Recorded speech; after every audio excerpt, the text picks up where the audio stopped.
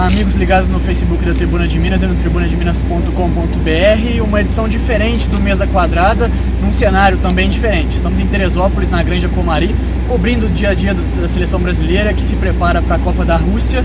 E ao lado de uma presença ilustre, de um jornalista que tem muita história nessa cobertura de seleção, Fernando Fernandes. Fernandinho, tudo bom, Fernando? Obrigado. Obrigado, meu irmão. Obrigado pelo convite. Mesa Quadrada, nada diferente. No jornal já foi em Juiz de Fora? Já. Minas Gerais? Tenho amigos lá, já fui lá trabalhar também, fazer jogos. Tem um amigo nosso que trabalha na Record, que é lá de Juiz de Fora, né?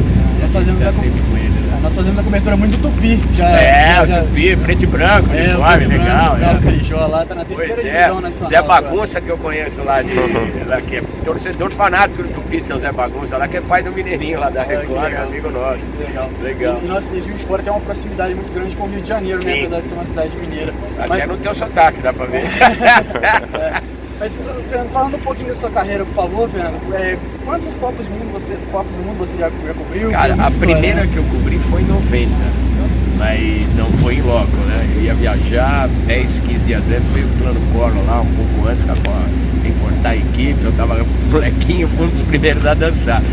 Mas essas agora vai ser a 6ª Copa do Mundo em loco, mas eu já desde 90 eu sempre cubro seleção brasileira, fiz todas as eliminatórias que o Brasil participou. Legal, uma experiência diferente, a gente vê a transformação da Granja Comari. Se eu não me engano, a Granja foi inaugurada em 87, 88, algo assim. Em 88 eu estava aqui já cobrindo seleção brasileira, 89, o cara Lazzaroni, o treinador da seleção brasileira, e já estava fazendo eliminatória aqui, então já tem um bom tempo de Teresópolis. Em relação à presença de jornalistas, há muita diferença de 90 para cá, em número, em acesso? Sim, não, em número sim, multiplicou, né, o número de jornalistas, principalmente o número de veículos. Existiam muitos jornalistas também, as equipes vinham mais numerosas, né? E o acesso era diferente, tem uma ideia, onde hoje é o centro de excelência lá em cima, a sala de imprensa era do lado, os caras desciam da avante, batiam papo, você chamava o cara, ele descia lá do quarto pra vir dar uma entrevista, você terminava o treino, os caras sentavam ali no gramado, a gente batia papo, era molequinho, ficava vendo os mais experientes, né? Mas você vai aprendendo, senta, bate um papo com aqui, ali, era muito mais próximo, era muito mais, assim, era mais humanizado. Hoje é uma coisa mais distante, teoricamente, como gosto de falar, mais profissional. Eu não gosto muito disso. Eu acho que todo mundo pode conviver bem, a possibilidade, cada um tem que ter a sua restrição no trabalho, sua independência para trabalhar, mas acho que falta essa proximidade, essa relação mais, não digo íntima, mas pelo menos mais respeitosa, que se cria quando você tem um vínculo maior com as pessoas. Isso alimenta a paixão do torcedor também, né? Esse contato mais próximo com o lado humano do atleta, talvez? Eu acho que falta muito isso, cara. A gente, de repente, tá vivendo uma geração aí de super-heróis, né? Vamos brincar dessa maneira, mas são seres humanos, né? Uma coisa assim que eu tenho como prática profissional, conduta profissional, não esquecer que embaixo da camisa tem gente. Quando ganha, quando perde, você tem que tratar com o mesmo respeito do ser humano.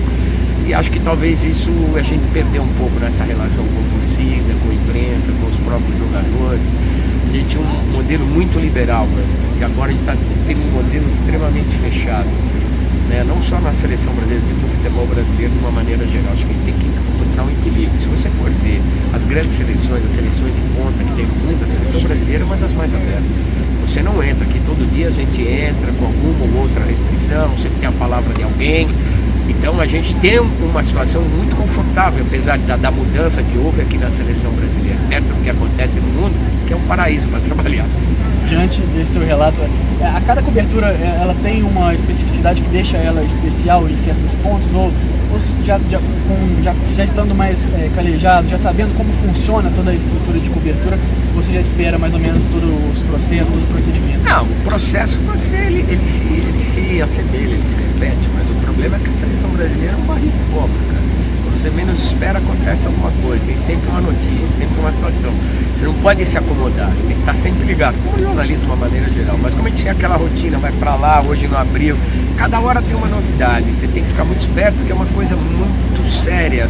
E você tem que estar atento, porque se bobear, você fica no meio do caminho, cara. A informação passa e você não vê. Só para finalizar, te pedir uma opinião em relação ao trabalho até agora do Tite na seleção brasileira. Depois daquele 7-1 repercutiu muito, né, nacionalmente, você teve que falar muito do 7-1. Ainda o 7-1 ainda prejudica de alguma forma? Você ainda vê um fantasma? Não, entrou para a história, não tem jeito, mas acho que nós temos aí 3 ou 4 jogadores que estiveram naquela partida, a comissão técnica é nova, a exceção do Tafarel que estava aí, o Fábio. Eu acho que, passou, aconteceu, é do jogo. O futebol é legal por causa disso. É apaixonante porque ele é imprevisível. Perder da Alemanha seria uma coisa normal. Tomar um chocolate desse, a gente jamais, no pior dos nossos pesadelos, a gente imaginaria uma coisa dessa. Está para a história, com certeza, algum tipo de influência gera, mas já enfrentamos os alemães e tal. É coisa nova, tem que pensar para frente, é outro time. Outro conceito, outra conduta, outra maneira de ver o futebol que a gente está acompanhando agora aqui na seleção brasileira. É aquele lance, pelo que eu pude perceber, tudo administrativamente queria ser feito, de observação, de acompanhamento, a exceção desse problema que deu agora com a lista dos convocados, que está tendo uma interferência com os suplentes no desempenho ainda desenrolado do Campeonato Brasileiro. Do Palmeiras, por exemplo. Vai ter mais gente, né? Até não ter um comunicado, alguém comeu bola nessa história, né? Mas de qualquer maneira, cara, acho que passou. Bola rolando, cara. É o imponderável que entra no jogo no momento que começa a partida. Tomara que a goleada seja como 70, por exemplo, né, contra a Itália, seja a favor do Brasil, né? Não o que a gente viu, né? Cara, o trabalho está sendo feito para isso. E a maneira do Tite jogar é 1-0 a vitória. Então, o que vier é lucro. Mas o importante é aquela história. Nós gostamos de ver o futebol bem jogado. O brasileiro é exigente com isso. Mas, cara, no final das contas, quem entra pra história foi o 7-1, os 5 canecos que a gente levantou. É resultado, cara. Entra pra história 82, que era muito bacana, mas a gente não venceu. Então, o legal tem história pra contar. Muito obrigado mesmo. Obrigado você, obrigado, Bruno, pela gentileza. Um abraço pra todo mundo de Juiz de Fora aí. Valeu. Obrigado mesmo. Tá aí, uma edição especial do Mesa Quadrada pra você, amigo do Ligado no Tribuna de Minas. Um abraço.